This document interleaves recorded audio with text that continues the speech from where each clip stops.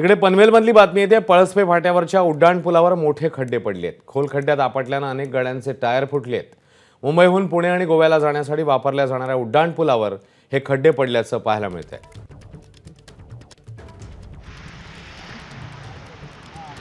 पळसपे फाट्यावरच्या उड्डाणपुलावरची ही घटना आहे। अनेक गाड्यांचे खोल खड्ड्यात आपटल्याने टायर फुटलेले आहेत।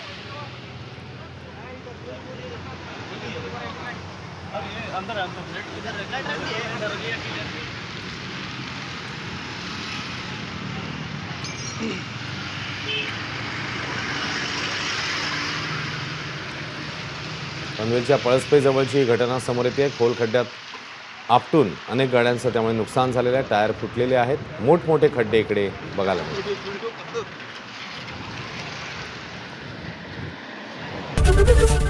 एबीपी माझा, उघडा डोळे बघा नीट।